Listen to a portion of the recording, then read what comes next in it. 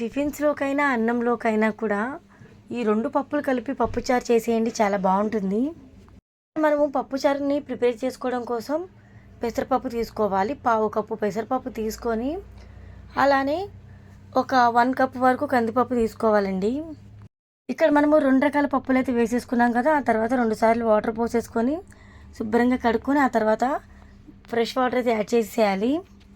మనం ఇక్కడ కుక్కర్‌లో కుక్ చేసుకుంటాం కాబట్టి పప్పు మునిగేంత వరకు మాత్రమే వాటర్ పోయాలండి. ఎక్కువ వాటర్ అయితే పోయకూడదు. ఎక్కువ వాటర్ పోస్తే కనుక పప్పు అయితే పొంగిపోతుంది. అందులో మనము టమాటాలు కూడా యాడ్ చేస్తాం కాబట్టి పప్పు అయితే మునిగేంత వరకే వాటర్ పోయాలండి. అలానే ఒక 3 టమాటాలు తీసుకొని వేసుకోవాలి. ఆ తర్వాత మనము టేస్ట్ కోసం మామిడికాయ ముక్కలు అయితే యాడ్ చేసేసుకొని, అలానే స్పూన్స్ ఉంటాయి కదా, చిన్న స్పూన్తో ఒక 1 టేబుల్ స్పూన్ వరకు అయితే ఆయిల్ అయితే యాడ్ చేసేసుకోవాలి. ఇలా ఆయిల్ వేస్తే కనుక పప్పు అనేది పొంగకుండా ఉంటుందన్నమాట విజిల్ పెట్టినప్పుడు. ఆ తర్వాత మనం ఇలా కుక్కర్ని విజిల్ పెట్టి సెట్ చేసేసుకొని, ఆ తర్వాత పప్పుని ఉడికించేసుకోవాలి. 3 విజిల్స్ వరకు ఉడికించుకుంటే సరిపోతుంది. ఆ తర్వాత మూత తీసి అబ్జర్వ్ చేస్తే ఈ విధంగా అయితే ప్రిపేర్ అవుతుందండి. మనం ఇక్కడ చూస్తున్నాం కదా, పప్పు అయితే చక్కగా ఉడికిపోయింది. మామిడికాయ ముక్కలు కూడా ఎక్కడ కనబడట్లేదు. టమాటో కూడా చక్కగా మగ్గిపోయింది. ఇప్పుడైతే ఉప్పు అయితే యాడ్ చేసుకోవాలి. నెక్స్ట్ అయితే ఒక 2 టేబుల్ స్పూన్ల కారం అయితే యాడ్ చేసుకోవాలి. ఇక్కడ మనం మామిడికాయ ముక్కలు, టమాటో ముక్కలు యాడ్ చేసాం కాబట్టి కారం అనేది ఎక్కువ పడుతుంది. అలానే చింతపులుసు కూడా యాడ్ చేస్తాం నెక్స్ట్. సో కారం అనేది కొంచెం ఎక్కువ పడుతుంది.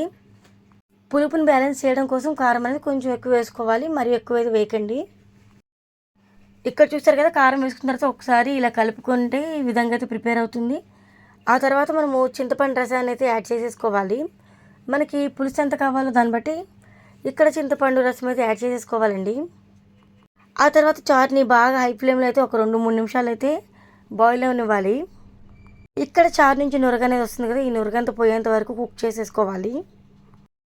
ఇప్పుడు ఒక పక్క చారు అయితే మరుగుతూ ఉంటుంది. ఇంకొక బర్నర్ మీద మనమైతే తాలింపు అయితే పెట్టేద్దాం. తాలింపు కోసం ముందుగా స్టవ్ ఆన్ చేసుకొని ప్యాన్ పెట్టుకొని ప్యాన్ హీట్ అయిన తర్వాత ఒక 2 టేబుల్ స్పూన్ల ఆయిల్ అయితే వేసేసుకోవాలి. ఆయిల్ కాకిన తర్వాత జీలకర్ర అయితే వేసేసుకోండి. అలానే వెల్లుల్లి రెబ్బలు అయితే వేసేసుకోండి. 5-6 వేసుకొని సరిపోతాయి. అలానే కరివేపాకు వేసేసుకొని తాలింపు గింజలు కూడా వేసేసుకొని పావు టేబుల్ స్పూన్ వరకు పసుపు అయితే వేసేసుకోవాలి. పసుపు కూడా వేసుకున్న తర్వాత తాలింపు చక్కగా ఫ్రై అయిన తర్వాత మనం ఏదైతే కుక్ చేసుకున్నాం పప్పుచారుని ఇందులోకి అయితే షిఫ్ట్ చేసేసుకోవాలండి. పప్పుచారుని తాలింపులోకి పోసుకున్న తర్వాత కూడా ఒక 2 లేదా 3 నిమిషాల వరకు చక్కగా లో ఫ్లేమ్లో అడ్జస్ట్ చేసుకొని మంటని కుక్ చేసుకోవాలండి. ఆ తర్వాత మనకి ఎంతో రుచికరంగా వేడివేడిగా యమ్మీగా పప్పుచారు అయితే ప్రిపేర్ అవుతుంది. ఇలా అయితే ట్రై చేసి చూడండి. టేస్ట్ అయితే చాలా బాగుంటుంది. ఈ రెసిపీ మీకు నచ్చితే మీ ఫ్రెండ్స్కి, రిలేటివ్స్కి కూడా షేర్ చేయండి. అలానే వీడియోకి ఒక లైక్ ఇచ్చి ఇలాంటి మరెన్నో ఇంట్రెస్టింగ్ రెసిపీస్ కోసం ఛానల్ అయితే సబ్స్క్రైబ్ చేయడం మాత్రం మర్చిపోవద్దు. ఇప్పటి వరకు మన ఛానల్ సపోర్ట్ చేసిన ప్రతి ఒక్కరికి థ్యాంక్ యూ సో మచ్ అండి. అలానే ఇంకొక మంచి రెసిపీతో మళ్ళీ కలుద్దామండి.